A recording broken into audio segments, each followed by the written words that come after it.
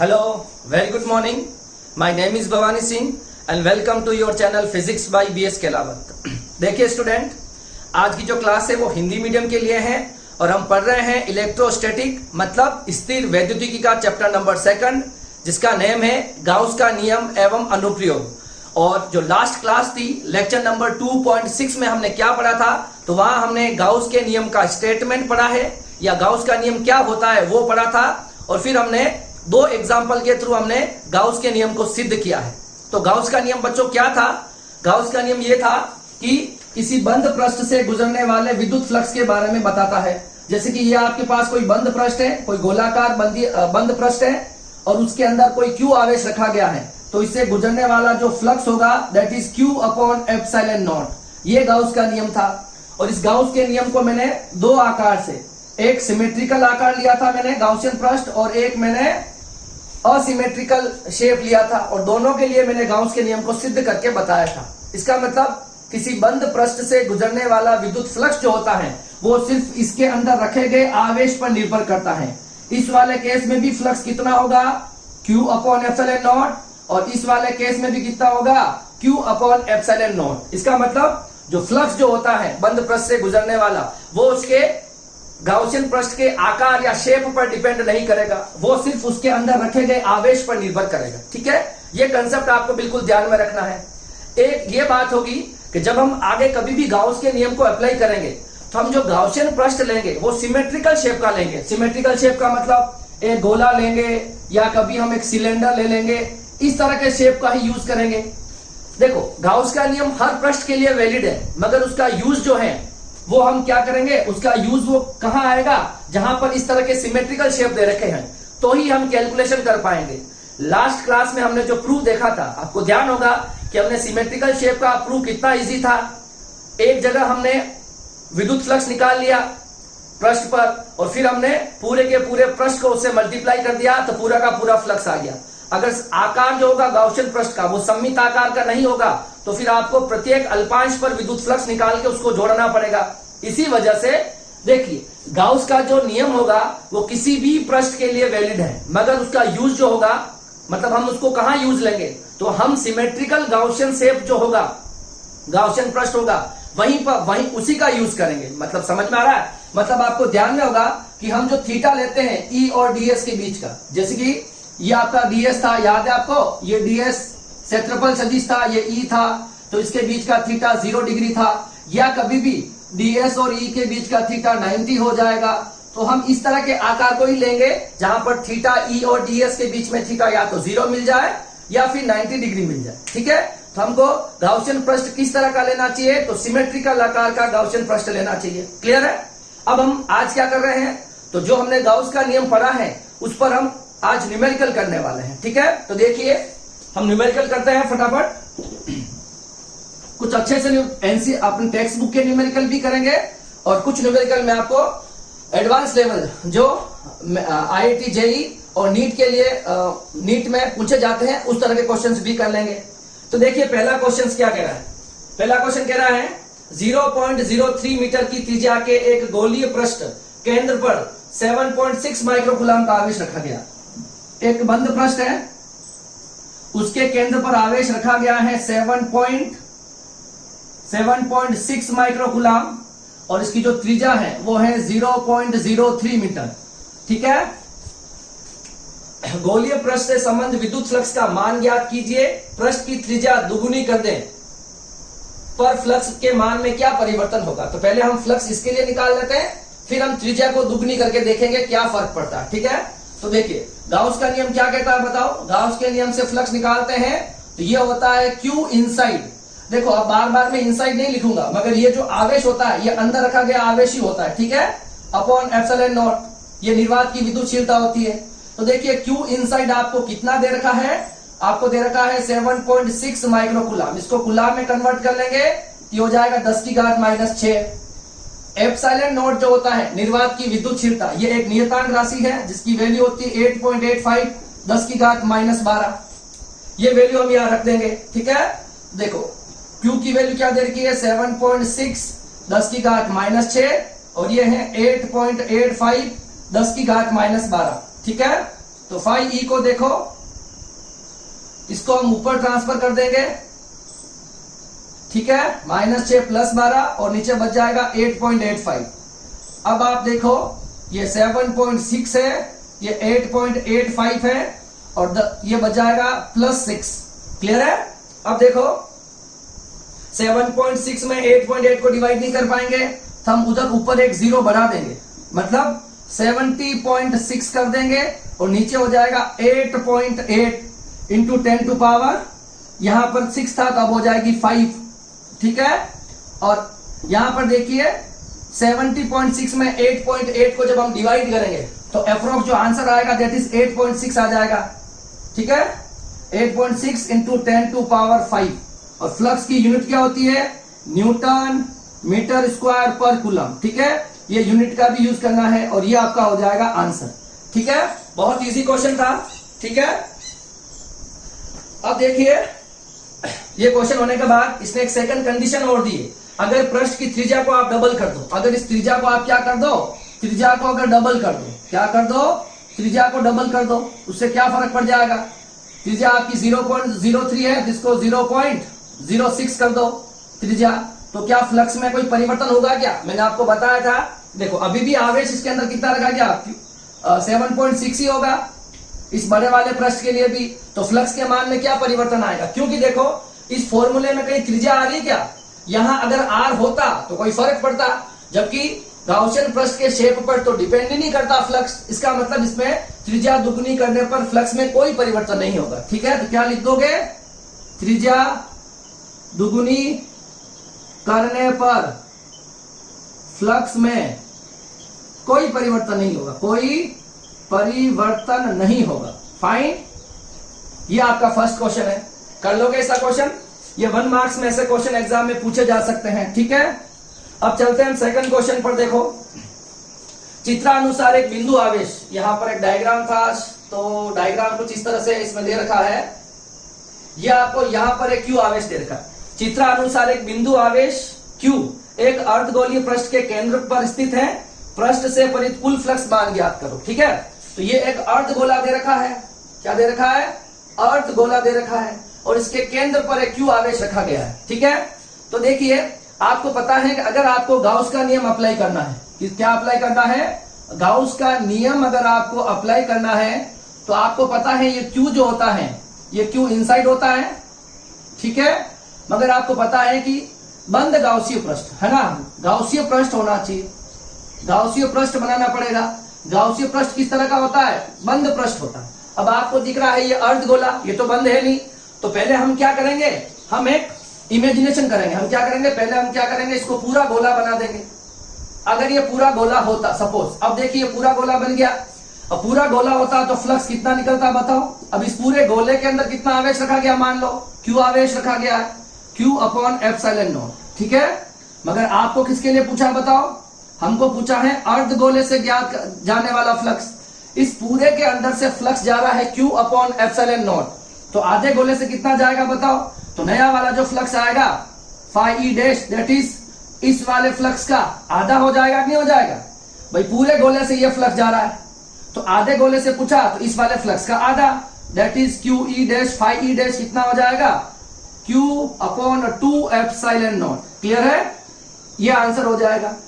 कि ऐसा क्यों किया हमने बताओ? क्योंकि गाउस का नियम आप खुले पृष्ठ के लिए नहीं लगा पाओगे। पृष्ठ कैसा होना चाहिए? काल्पनिक होगा, पर पृष्ठ बंद होना चाहिए। तो ये बंद पृष्ठ बना दिया आपने, तो पहले इसको बंद पृष्ठ मान के फ्लक्स निकाल लिया, और आपको आधे गोले के लिए पूछा तो 2 से डिवाइड कर दो, तो ये आपके पास अर्ध गोले का फ्लक्स आ जाएगा, ठीक है। ये दोनों क्वेश्चंस कॉपी करो, फिर हम नेक्स्ट क्वेश्चन करते हैं। तो देखिए क्वेश्चन नंबर 3 क्या कह रहा है? चित्रानुसार एक घन विद्युत क्षेत्र E बराबर E0xi दे रखा है ना। E को दे रखा है x वाली दिशा में। I कैप का मतलब क्या होता है? I कैप का मतलब x वाली दिशा, ठीक है, में स्थित है। घन की प्रत्येक भुजा a बराबर 1 सेंटीमीटर है तथा नियतांक E0 बराबर, E0 की एक वैल्यू दे रखी है। यहाँ पर जो E0 आ रहा है E के अंदर, उसकी वैल्यू है 2.5 10⁵ है। घन से परित कुल फ्लक्स एवं घन द्वारा परिबद्ध आवेश का मान ज्ञात कीजिए, ठीक है। तो आपको क्या करना है? एक तो आपको फ्लक्स कैलकुलेट करना है और एक आपको आवेश का मान कैलकुलेट करना। मतलब क्या क्या पूछा गया है? एक आपसे फ्लक्स पूछा है और एक आपको आवेश का मान पूछा है। क्या क्या दे रखा है वो लिख लो। देखो बहुत इजी क्वेश्चन है, बहुत इंपॉर्टेंट क्वेश्चन भी है, ये आपके एनसीईआरटी का क्वेश्चन है। ठीक है, देखो E इक्वल टू क्या हो जाएगा, E not x i cap दे रखा है। E नॉट की वैल्यू आपको दे रखी है 2.5 10 की घात 5, और आपको जो एरिया जो ए दे रखा है, ए मतलब ये जो साइड है ये है ना, इन फल को, ये जो एक फलक का जो क्षेत्रफल है मतलब उसकी जो साइड है वो ए दे रखी है। देखो ये ए, तो इसका एरिया कितना हो जाएगा बताओ। देखो ए दे रखा है 1 सेंटीमीटर, तो एरिया कितना हो जाएगा बताओ, a into a that is a square. Clear है। और ए की जो है, ए की वैल्यू दे रखी है 1 सेंटीमीटर, जिसको आप मीटर में कन्वर्ट कर सकते हो। तो 1 सेंटीमीटर को मीटर में कन्वर्ट करोगे तो 10 की घात -2 आ जाएगा। ठीक है, तो अगर आप एरिया निकालने जाओगे ए स्क्वायर तो 10 की घात -2 का होल स्क्वायर, तो यह आ जाएगा 10 की घात -4 दैट इज मीटर स्क्वायर। ठीक है, ये एरिया किसका निकाला मैंने, ये आपको पता है। कोई क्यूब अगर है, देखो अगर ये बॉक्स आपको दिख रहा है तो इसकी एक साइड ए है, ये आपको चारों साइड दिख रही है, तो इसका एरिया कितना हो जाएगा, ए स्क्वायर हो जाएगा ना। तो उस ए स्क्वायर की वैल्यू 10 की घात -4 हो जाएगी। ठीक है, ये जो आपको गिवन वैल्यू दे रखी है मैंने वो समझाया है। ठीक है, अब देखिए जो ई की जो दिशा है वो किधर है, इस वाली दिशा में है, एक्स वाली दिशा में। ठीक है, तो देखो हम क्या करेंगे, फ्लक्स निकालना है ना, फ्लक्स निकालना है टोटल। तो देखो E डॉट ds, आपके टोटल कितने फलक होंगे बताओ इसमें अंदर, 6 फलक होते हैं, 1 2 3 4, एक ऊपर और एक नीचे, 6 फलक होते हैं टोटल इस क्यूब के अंदर। तो देखिए E डॉट ds, ठीक है, E डॉट ds और E डॉट ds। ठीक है, अब सारी साइड लिखते हैं। देखो सबसे पहले ये दिख रही है आपको ए बी ई एफ, उधर वाला हिस्सा। ठीक है, ये हो जाएगा आपका ए बी ई एफ। एक ये वाला फलक सी ई डी जी। ठीक है, sorry, A B E F C E D G. एक आपका ऊपर वाला फलक ये कितना हो जाएगा बताओ, सी बी ए ई। एक आपका डाउन वाला जो सबसे नीचे वाला है डीई एफ जी। एक आपका पीछे वाला जो हो जाएगा डीई बी सी, और एक आपके आगे वाला ई ए एफ जी। क्या हो जाएगा, ई ए एफ जी। ये आपके 6 फलक के मैंने यहाँ पे फ्लक्स लिख दिए। अब आपको थीटा चेक करना है ई और डीएस के बीच। मैं सबके थीटा बता रहा हूं, एक साथ देखना इधर।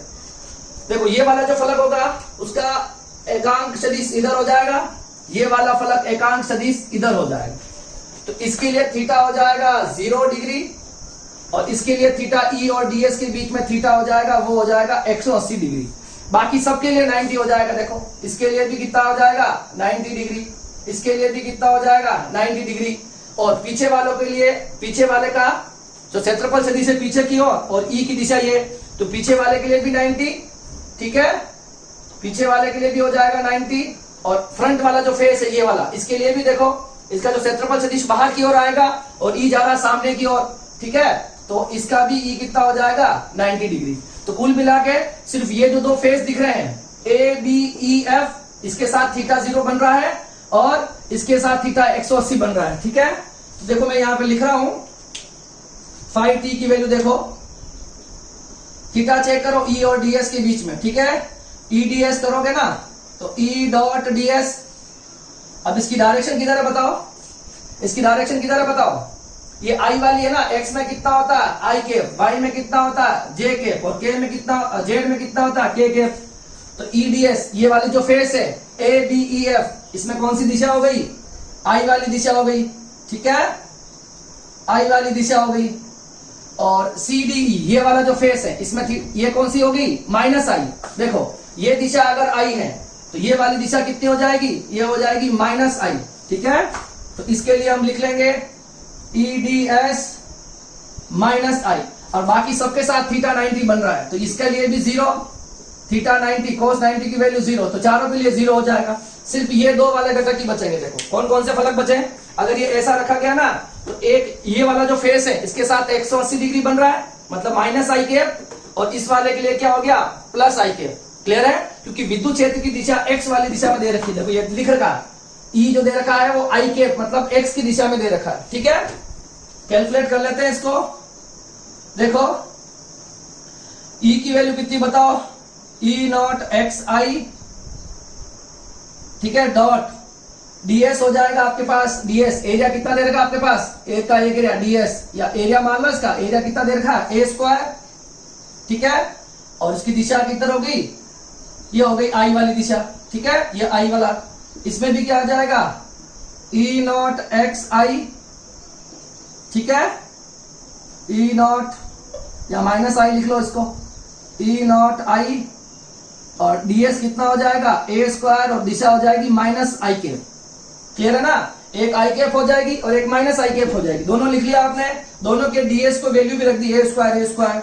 तो 5t की वैल्यू बताओ कितनी हो जाएगी, E not x a square, और आई डॉट आई इधर भी E not x a square i dot i. I dot i की वैल्यू बताओ कितनी होती है, 1 होती है ना। मतलब देखिए ये वाला जो फेज था, ये था अपने पास कौन सा वाला फेज था, ये ए बी ई एफ। ये वाला कौन सा फेज था आपका, सीई डी जी। क्लियर है?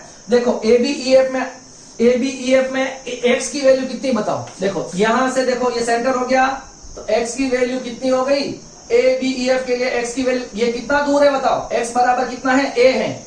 इस वाले फलक के लिए एक्स की वैल्यू कितनी हो जाएगी, ए हो जाएगी। तो रख देंगे हम एक्स की वैल्यू ए, ये हो जाएगा ए इंटू ए स्क्वायर, और आई डॉट आई होता 1, खत्म। अब यहां पर देखिए इस फलक के लिए, इस वाले फलक के लिए एक्स की वैल्यू सेंटर पे कितनी होती है, 0। तो एक्स की वैल्यू 0 रखोगे तो सब कुछ 0 हो जाएगा। ठीक है, तो ये हो गया आपका पीछे वाला पूरा पार्ट हो गया 0। तो फ्लक्स की वैल्यू कितनी आई बताओ, ई नॉट ए क्यू, कितनी आ गई, ई नॉट ए क्यू। अब इस वैल्यू को रखो यहां पर, देखो ई नॉट की वैल्यू क्या दे रखी बताओ, ई नॉट की वैल्यू दे रखी है 2 पॉइंट, फ्लक्स कितना आ जाएगा, ई नॉट की वैल्यू दे रखी है 2.5 10 की घात 5, और ए की वैल्यू कितनी है बताओ। ए की वैल्यू अगर देखोगे आप तो ए की वैल्यू कितनी है, अगर सिर्फ ए की वैल्यू देखनी है तो 10 की घात -2 है, तो ए क्यूब हो जाएगा, ये ए क्यूब हो गया। 5t कितना आ गया, 2.5 10 की घात 5, 2 इंटू -2 इंटू 3 10 की घात -6, तो 5t कितना आ गया, 2.5 10 की घात -1, इसको 10 से डिवाइड करोगे तो 0.25 न्यूटन मीटर स्क्वायर पर कूलम। ये आ गया आपके पास फ्लक्स। ठीक है ना, ये फ्लक्स आ गया है। अब देखो आपसे एक क्वेश्चन और पूछा गया, परिबद्ध आवेश का मान भी ज्ञात करना। ठीक है, तो देखो आवेश कैसे ज्ञात करोगे, गाउस का नियम लगा दो, Q अपॉन एप्सिलॉन नॉट। तो Q क्या हो जाएगा, phi E into epsilon naught. तो फाई ई की वैल्यू कितनी आई, 0.25। एप्सिलॉन नॉट की वैल्यू कितनी होती है, 8.85 10⁻12। ठीक है, और 8.85 को अगर 0.25 से मल्टीप्लाई करेंगे तो आंसर आ जाएगा 2 पॉइंट समथिंग। ठीक है, इसका मतलब आंसर आ जाएगा 2.21 10⁻12, और चार्ज है तो कूलम इसकी यूनिट हो जाएगी। क्लियर है, ये एक बहुत अच्छा क्वेश्चन है, इसको आप अच्छे से कर लेना। देखो बाकी सबके लिए थीटा कितना हो जाएगा, 90, आगे पीछे वालों के लिए भी 90। सिर्फ इसके लिए आई कैप है तो इसके लिए माइनस आई कैप। ठीक है, और आई डॉट आई क्या होता है, आई डॉट आई का मतलब समझो, आई डॉट आई क्या होता है, आई डॉट आई का मतलब आई कॉस थीटा, और आई का मतलब थीटा 0। भाई दोनों एक ही डायरेक्शन में, तो थीटा कितना हो जाएगा 0, cos 0 की वैल्यू होती है 1, तो आई यूनिट वेक्टर की वैल्यू 1 और cos 0 की वैल्यू 1, तो आई डॉट आई कितना होता है, 1 होता है। कितना होता है, 1। तो यहां पर आई डॉट आई की वैल्यू 1 रख दोगे, और इस वाले फलक के लिए x की वैल्यू a हो जाएगी, और इस वाले फलक के लिए x की वैल्यू 0 हो जाएगी। ठीक है, तो पहले फ्लक्स निकाल लोगे और फिर हम क्या निकाल लेंगे, आवेश निकाल लेंगे। ठीक है, इसको कॉपी करो, फिर हम करते हैं क्वेश्चन नंबर 4। देखो अब क्वेश्चन नंबर 4 क्या कह रहा है, एक अर्धगोलाकार बिंदु, यह अर्धगोलाकार एक बिंदु दे रखा है, एक समान विद्युत क्षेत्र में रखा है। ठीक है, एक समान विद्युत क्षेत्र में रखा है, इसके वक्र पृष्ठ से संबंध, देखो ये इसका वक्र पृष्ठ होगा और ये इसका आधार होगा। देखो इसको मैं C से लिख रहा हूं और इसको लिख रहा हूं B से, मतलब ये हो जाएगा कर्व्ड सरफेस एरिया। कर्व्ड मतलब वक्र पृष्ठ, और ये हो जाएगा इसका आधार वाला क्षेत्र। ठीक है, दोनों के दोनों लिख देता हूं मैं यहाँ पे पहले।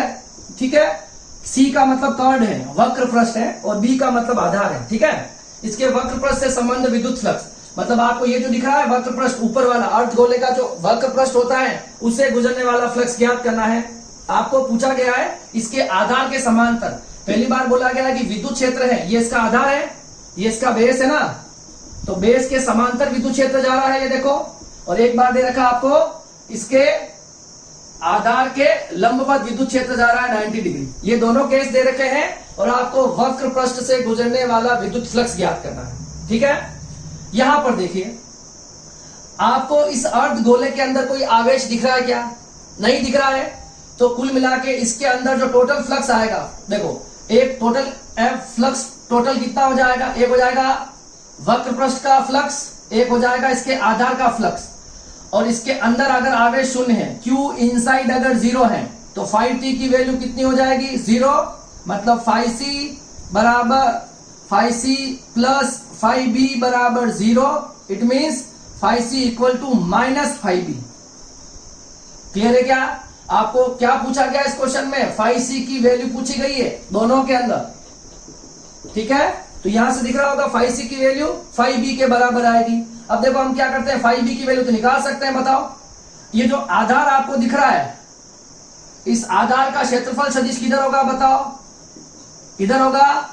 तो आपको बताओ इस E और इसके क्षेत्रफल सदिश के बीच में थीटा कितना हो गया? तो हम क्या करेंगे, फाई बी को निकाल लेंगे।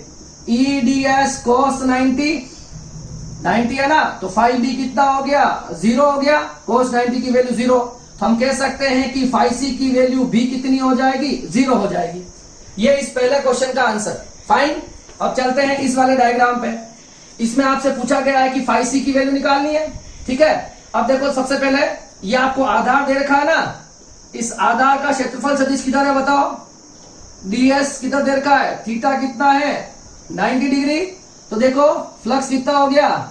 E ds कोस सॉरी E और ds की कोस 180 हो जाएगा ना, बेस यहाँ का। देखो आपको विद्युत क्षेत्र इसमें दे रखा ऊपर की ओर। ठीक है, क्षेत्रफल सदिश आ रहा है नीचे की ओर। थीटा कितना हो गया? थीटा हो गया 180 डिग्री। तो यहां भी यूज करेंगे 180 डिग्री। और cos 180 की वैल्यू कितनी होती है? E ds cos 180 की वैल्यू -1। तो फ्लक्स आ गया माइनस ऑफ E ds। अब देखिए E की वैल्यू आपको नहीं दे रखी तो E लिख देंगे, पर आपको इसका क्षेत्रफल तो पता है ना। एक वृत्त का क्षेत्रफल अगर त्रिज्या r है तो कितना हो जाएगा? Area pi r square. तो यहां पे कितना आ जाएगा? पाई r स्क्वायर। ये आ गया आपके पास फ्लक्स टोटली। कर्ड का फ्लक्स निकालना है, सॉरी बेस का, आधार का फ्लक्स ये आ गया, आधार का फ्लक्स ये आ गया ना। आधार पे तो लगाया फॉर्मूला मैंने, आधार के लिए देखा मैंने E और ds के बीच का एंगल, तो आधार का ये आ गया। और आपको पता है कि टोटल फ्लक्स 0 होता है, phi C plus phi B, क्योंकि अंदर आवेश नहीं है। तो फाई सी की वैल्यू हो जाएगी माइनस ऑफ फाई बी। तो बी की वैल्यू कितनी आई? बी की वैल्यू आई minus E pi R square. Minus से माइनस यहां आ जाएगा E into pi R square. ये हो जाएगा आपका फ्लक्स। इजी है ना question. Total flux 0, phi C की value minus of phi B. अगर फाई बी की वैल्यू 0 है तो फाई सी की वैल्यू भी 0। इसमें ध्यान रखना है कि इसमें E और आधार है, इसके एकांक सदिश के बीच का कोण है वो 180 डिग्री है। कितना है? इन दोनों के बीच का एंगल जो थीटा है दैट इज 180 डिग्री। क्लियर है? अगर 180 डिग्री होगा तो cos 180 की वैल्यू -1 और ds की वैल्यू पाई आर स्क्वायर हो जाएगी। ठीक है, phi C plus phi B, अंदर कोई भी आवेश नहीं है, तो गाउस के नियम से phi C plus phi B बराबर 0।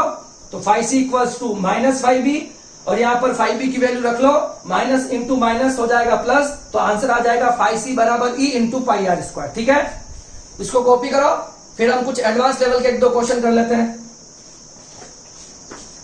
देखिए क्वेश्चन नंबर जो 4 है, सॉरी 5 क्वेश्चन नंबर जो है, ये एक एडवांस लेवल का क्वेश्चन है। अब इसके लिए क्या करना है, देखो आपको एक बेलन दे रखा है, बेलन की त्रिज्या r है और बेलन की लंबाई 2r है, और केंद्र पर रखा गया है एक आवेश। और आपसे क्वेश्चन ये पूछा गया है इसके वक्र पृष्ठ से कितना फ्लक्स गुजरता है। वक्र पृष्ठ मतलब देखो ये वाला पृष्ठ, ये जो पृष्ठ आपको दिख रहा है यहां से यहां लग, ये इसका वक्र पृष्ठ हो जाएगा। इसको और इसको माइनस कर देना है। वक्र पृष्ठ मतलब ये वाला, ये खुले हुए पृष्ठ नहीं, वक्र पृष्ठ मतलब ये वाला और ये वाला जो पृष्ठ है इससे कितना फ्लक्स गुजर रहा है, आप समझ में आ रहा होगा। ये कुछ इस तरह से, तो आपको ये वाला फ्लक्स कैलकुलेट करना है, सॉरी ये वाला, ठीक है, ये वाला फ्लक्स कैलकुलेट करना है, वक्र पृष्ठ से गुजरने वाला फ्लक्स ज्ञात करना। क्लियर है? अब देखिए इसके लिए आपको दिख रहा होगा, देखो ये दो कोण बन रहे हैं, दिख रहा है आपको कोण, ये कोण बन रहा है, ये एक कोण बन रहा है। तो 2 क्लास पहले मैंने इसका एक सेपरेट डेरिवेशन किया है जिसमें मैंने इसका आंसर निकाला था और मैंने आपको ये भी कहा था कि बहुत इंपॉर्टेंट है, बोर्ड एग्जाम के अंदर ये डेरिवेशन की फॉर्म में पूछा जा सकता है या एडवांस लेवल में आपको इसका आंसर याद होना चाहिए। देखिए अगर ये कोण है, इसकी त्रिज्या r है और ये वाली दूरी भी अगर r है, ठीक है, और यहां पर कोई अगर आवेश q रखा गया है तो यहां से जाने वाला flux, the flux passing from this surface area, ये जो सरफेस एरिया है यहां से जाने वाला जो फ्लक्स होता है that is q upon 2 epsilon naught 1 minus cos theta, और जहां पर थीटा होता है ये, समझ में आ रहा है? ये आपको इसके लिए याद होना चाहिए, ठीक है। अब देखिए इस डायग्राम को मैं, ये सिलेंडर ऐसा रख रखा है, मैं इसको इस तरह से बना देता हूं, ठीक है, तो ज्यादा समझ में आ जाएगा। मैंने ये बना दिया एक सिलेंडर, ये त्रिज्या r होगी, ये त्रिज्या r होगी, आवेश को रखा गया है यहां पर, ठीक है, ये दूरी आपको 2r दे रखी है, ठीक है, तो ये दूरी भी हो जाएगी r और ये दूरी भी हो जाएगी r। क्लियर है ना? तो ये बन जाएगा एक कोण इधर वाला और एक कोण बन जाएगा ये वाला। आपको पूछा गया है ये वाला वक्र पृष्ठ से गुजरने वाला फ्लक्स, तो पहले हम क्या करेंगे, इन दोनों कोणों से जाने वाला फ्लक्स निकालेंगे, यहां से और यहां से, और फिर इसको पूरे फ्लक्स में से माइनस कर देंगे तो आपका ये दोनों एरिया आ जाएंगे, इन दोनों से गुजरने वाला फ्लक्स आ जाएगा। कंसेप्ट को ध्यान से देखो, एक कोण ऊपर बन रहा है, एक कोण नीचे बन रहा है, ठीक है, और ये जो देखो ये अगर r है और ये भी अगर r है तो अर्धवर्त पर बनने वाला जो ये कोण होगा ये कितना हो जाएगा, 45 डिग्री हो जाएगा। क्लियर है? तो हम पहले वाला फ्लक्स देखते हैं पहले वाले कोण के लिए। तो फॉर्मूला आपको कोण से गुजरने वाला फ्लक्स ही होता है, तो फाई पहले वाले कोण से, फर्स्ट कोण से कितना आएगा, q upon 2 epsilon naught 1 minus cos theta, 1 minus cos theta, और आपको पता है cos थीटा कितना दे रखा है, 45, तो ये हो जाएगा cos 45, cos 45 की वैल्यू होती है 1 अपॉन √2, कितनी होती है, 1 अपॉन √2, ठीक है ना। अब देखिए ये तो आपका पहले वाले कोण के लिए फ्लक्स आ गया। अब देखो दूसरे वाले के लिए भी सेम हो जाएगा ना, ये वाला जो कोण है इससे जाने वाला फ्लक्स भी सेम हो जाएगा, तो फ्लक्स फ्रॉम सेकंड कोण ये भी हो जाएगा 2 एप्सिलॉन नॉट 1 माइनस 1 अपॉन √2, ये दोनों आगे पहले वाले कोण से फ्लक्स, ये दूसरे वाले कोण से फ्लक्स, ठीक है, आपको दिख रहा है, देखो इन दोनों को ऐड कर लेंगे तो फ्लक्स फ्रॉम फर्स्ट प्लस 2 कोण, दोनों कोण से जाने वाला फ्लक्स ये है q अपॉन 2 एप्सिलॉन नॉट, ये भी है q अपॉन 2 एप्सिलॉन नॉट, तो कितना हो जाएगा, q epsilon naught 1 minus 1 upon √2, ये आ गया आपके पास कोण से जाने वाला फ्लक्स, दोनों कोणों से जाने वाला फ्लक्स, ठीक है, दोनों कोणों से जाने वाला फ्लक्स, ठीक है, ये आ गया दोनों कोणों से जाने वाला फ्लक्स। क्लियर है? अब हम क्या करेंगे बताओ, अगर ये सिलेंडर है, ये एक बेलनाकार आकृति है और ये q आवेश है, तो इस पूरे के पूरे सिलेंडर से कितना फ्लक्स जाएगा बताओ, इस पूरे के पूरे त्रिज्या r है इसकी, तो टोटल फ्लक्स जो होगा ये हो जाएगा q आवेश अंदर रखा गया q अपॉन एप्सिलॉन नॉट, ये हो जाएगा इक्वेशन नंबर 4। तो टोटल इस बेलनाकार आकृति से गुजरने वाला फ्लक्स हो गया q अपॉन एप्सिलॉन नॉट, और कोण से, दोनों कोणों से जाने वाला फ्लक्स हो गया ये। अगर इस पूरे सिलेंडर में से ये दोनों कोण माइनस कर देंगे तो ये वाला वक्र पृष्ठ आ जाएगा कि नहीं आ जाएगा, यस और नो, ये आपके वक्र पृष्ठ आ जाएंगे। हम क्या करेंगे, तो समीकरण 4 में से किसको माइनस कर देंगे, 3 को माइनस कर देंगे, तो ये आ जाएगा फ्लक्स किससे, वक्र पृष्ठ वाला फ्लक्स आ जाएगा, दैट इज समीकरण 4 कितना है, q अपॉन एप्सिलॉन नॉट, और माइनस कर देंगे q upon epsilon naught 1 minus 1 upon √2, ठीक है, ये आ जाएगा। चाहो तो इसको सोल्व कर लेते हो, बाकी ये इसका आंसर हो जाएगा। इन दोनों में से क्या, देखो ठीक है, यही बचेगा ना, माइनस से मल्टीप्लाई कर देंगे। अब क्या कॉमन आ जाएगा, तो Q upon epsilon not common आ जाएगा, या 1 बच जाएगा, ये -1 बच जाएगा, प्लस 1 अपॉन √2 बच जाएगा। 1 से 1 कैंसिल हो जाएगा, तो टोटल फ्लक्स जो आएगा phi that is Q upon epsilon naught 1 upon √2। ठीक है, ये आ जाएगा आपके पास वक्र पृष्ठ से गुजरने वाला फ्लक्स। ठीक है, बहुत अच्छा क्वेश्चन है, मगर इसके लिए आपको इस डेरिवेशन का सॉल्यूशन पता होना चाहिए। अब इसको आप एज अ फॉर्मूला ले लो। ठीक है, इसको एक फॉर्मूला मानो कि अगर किसी कोण की त्रिज्या r है और r दूरी के केंद्र पर कोई q आवेश रखा गया है, तो कोण से गुजरने वाला जो फ्लक्स होगा that is Q upon epsilon naught 1 minus cos theta. ठीक है, तो ये आपको ध्यान में रखना है। क्लियर है, ये क्वेश्चन कॉपी करो। इससे रिलेटेड एक क्वेश्चन हम और कर लेते हैं।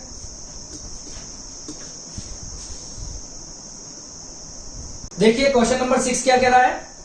क्वेश्चन नंबर 6 जो है, इसमें देखो आपको ये आकृति दी गई है, यहां पर एक इसके टॉप से h हाइट के नीचे Q आवेश रखा गया है और आपसे पूछा गया है कि वक्र पृष्ठ से गुजरने वाला फ्लक्स, मतलब इसको निकाल देना है। ये जो खुला हुआ पार्ट है ऊपर वाला टॉप, इसको छोड़ के ये वाला जो हिस्सा दिख रहा है, इससे गुजरने वाला फ्लक्स कैलकुलेट करना है। क्वेश्चन समझ में आ रहा है आपको? तो यहां देखिए, पहले हम क्या करेंगे, कोण का निकाल लेंगे, कोण का इस पूरे में से माइनस कर देंगे। ये आपको एक कोण दिख रहा है ना, तो सबसे पहले हम कोण का फ्लक्स कैलकुलेट कर लेंगे और फिर पूरे का फ्लक्स माइनस कर देंगे। तो सबसे पहले देखिए इस पूरे का फ्लक्स कितना है। अगर इसको एक बंद पृष्ठ माने, ये पूरा का पूरा एक बंद पृष्ठ हो गया। ठीक है, अगर इसको बंद पृष्ठ मान ले तो फ्लक्स जो होगा, टोटल फ्लक्स कितना हो जाएगा, phi t हो जाएगा Q upon epsilon not. Equation number first. फिर हम निकाल लेंगे इस कोण के लिए, ये मान लो थीटा। ठीक है, तो हम निकालेंगे किसका फ्लक्स, कोण का फ्लक्स, जो कितना होता है Q upon epsilon naught 1 minus cos theta. अब देखो ये दोनों डिस्टेंस बराबर नहीं, ये r है और ये h है, तो इस थीटा की वैल्यू कैसे निकालोगे बताओ। ये ऐसे, ये r और ये h, ये थीटा, तो cos थीटा कितना हो जाएगा बताओ, cos थीटा हो जाएगा, ठीक है, h अपॉन, ठीक है, ये हो जाएगा लंब और ये हो जाएगा कर्ण, ये हो जाएगा आधार। ठीक है, h upon under root h square और r स्क्वायर, ये हो जाएगा cos थीटा। ठीक है ना, थीटा के सामने वाला क्या होता है, लंब, 90 के सामने वाला क्या होता है, कर्ण, और ये क्या हो जाएगा, आधा। तो cos थीटा क्या होता है, आधार अपॉन कर्ण। ठीक है, तो h upon under root h square r square. ठीक है, अब देखिए ये आ गया आपके पास, कोण का कितना हो जाएगा, तो Q upon 2 epsilon naught 1 minus h upon under root h square r square, ये हो जाएगा कोण से जाने वाला फ्लक्स, और ये है कुल फ्लक्स। आपको निकालना है वक्र पृष्ठ का, किसका निकालना है, वक्र पृष्ठ से जाने वाला फ्लक्स। तो टोटल फ्लक्स में से कोण का फ्लक्स माइनस कर दो। ठीक है, तो टोटल फ्लक्स है Q अपॉन एप्सिलॉन नॉट, और वक्र इस कोण का फ्लक्स कितना आ गया, Q upon epsilon naught 2 epsilon naught 1 minus h upon under root h square r square. ठीक है, आप चाहो तो इसको ओपन कर लो, बाकी ये बराबर है phi c। आप चाहो तो Q upon epsilon not common ले लो, या 1 बच जाएगा, या -1 अपॉन 2 बच जाएगा, 1 minus h upon under root h square और r स्क्वायर बच जाएगा। ठीक है, तो देखिए phi c को और निकालना हो आगे, तो Q अपॉन एप्सिलॉन नॉट, ये बचा है आपके पास 1, इस 1 अपॉन 2 को मल्टीप्लाई करेंगे तो -1 अपॉन 2 हो जाएगा, और इसको मल्टीप्लाई करेंगे तो h upon 2 into h square r square हो जाएगा। क्लियर है ना।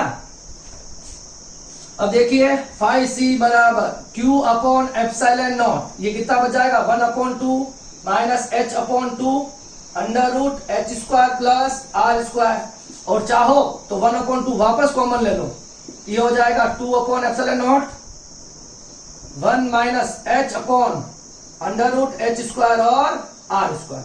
ये हो जाएगा, इसका आंसर हो जाएगा। क्लियर है? मैंने डबल बार रिपीट कर दिया इसको, यही हो जाता है क्वेश्चन, बट ठीक है। ये क्वेश्चन आपका है, ये भी आपका एडवांस लेवल का क्वेश्चन है, तो इसके लिए आपको क्या आना चाहिए, कौन से जाने वाला फ्लक्स आना चाहिए। ठीक है, तो आज का जो लेक्चर नंबर 2.7 है, इसको हम यही खत्म कर रहे हैं। और अभी जो हमने पढ़ा है, वो हमने गाउस के नियम पर जो आधारित प्रश्न है उसके बारे में न्यूमेरिकल्स किए हैं। और जो नेक्स्ट क्लास होगी वहां पर हम गाउस के नियम के अनुप्रयोग पढ़ेंगे, जो बोर्ड के लिए बहुत इंपॉर्टेंट है। हमेशा लगभग एक गाउस का अनुप्रयोग 1-2 साल छोड़ के पूछा ही जा रहा है बोर्ड के अंदर। ठीक है, तो अगली क्लास में हम पढ़ेंगे गाउस के नियम के अनुप्रयोग। ठीक है, तो 3 क्लासेस में हम ये चैप्टर नंबर 2 खत्म कर देंगे। ठीक है, तो आप लोग पढ़ते रहिए, घर पे रहिए, सेफ रहिए। तब तक के लिए थैंक यू सो मच। मिलते हैं नेक्स्ट क्लास में।